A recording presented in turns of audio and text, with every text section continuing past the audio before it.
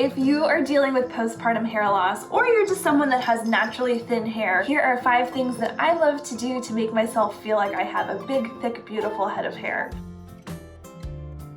To be honest, I've never loved my hair, and throughout different parts of my life, I have struggled with it thinning in patches. But nothing prepared me for the hair loss that I experienced when this little one turned 6 months old. My hair comes out in clumps in the shower, so I have to be really protective of it and a little creative for covering up the thin spots. By no means is this necessary, but if you're watching this video, it probably means that you're also working with some thinning like I am, and you're just looking for some ideas to feel a little bit more confident. I hope these help. Let me start by showing you what we're working with. Would you like to hold mommy's scrunchie? Yeah, I'll put it on your foot. So my hair on the top of my head is just really thin, kind of all over. There's no one spot where it's falling out more than others. I would just say sort of an overall thinness. So yeah, this is just kind of what my hair looks like now as a before. Tip number 1 is to brush your hair when it's dry before you get in the shower. This is a trick that I learned from a friend who works in hair, and it kind of completely changed the way that I do my routine. I have naturally curly hair that needs conditioner, otherwise it gets really frizzy, and I was noticing that when I was combing the conditioner through my hair, I was just getting clumps and clumps and clumps of hair in my fingertips. So my friend said to brush my hair before I get into the shower. That way when my hair is wet and it's most fragile, I can just smooth everything over, and it has made a huge difference for the amount of hair that I'm losing every day. Tip number 2 is a hair powder. I actually have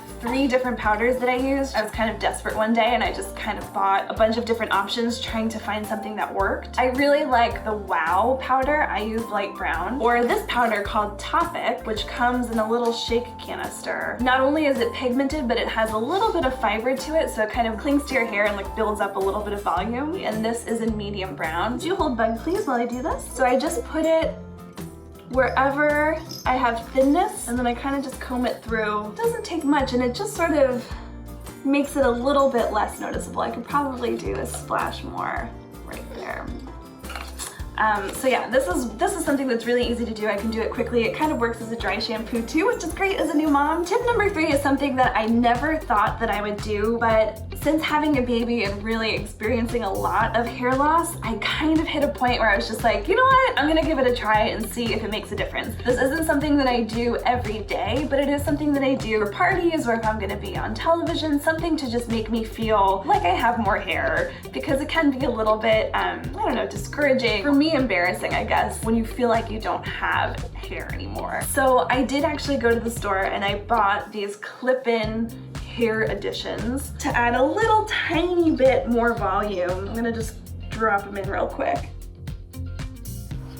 Usually I just add one, to be honest. I'm not very good at doing a straight line and putting them in like a professional would, so I tend to just do one towards the bottom so my natural hair covers it, and it just gives me a little bit of volume at the bottom. Tip number 4, play with your part ever so slightly. I think it's really great when people are like, well, just do a completely different part, but for me, I don't feel like myself unless I have a center part, so it's a little tricky to say, oh, I'm just gonna part it on the side. So I'll go in with my finger and change my center part to cover things up, and if I get a spot where I still have a lot of visible hair loss, I'll just go back in and add a little bit more of the hair powder to cover that up. And finally, tip number 5, I like to use little bobby pins or those miniature claw clips to pull back just a small section of my hair. I find that if my hair is laying completely flat, it's more noticeable, the hair loss, but if I pull up just a bit and I kind of use the clip, I'll put those in and I'll kind of just pull up on my crown a little.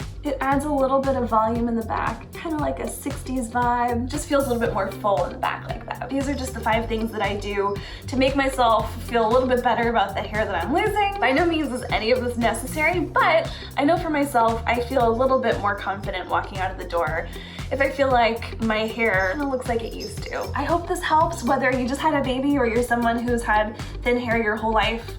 I feel you. Let me know in the comments if you have any tricks for faking thick hair, and we'll see you soon. Bye! Can you sit up all by yourself like a big girl? Oh, mama, mama, mama. Cute, cute, cute, cute, cute, cute, cute, cute, cute. Do you want to turn it off? Bye-bye.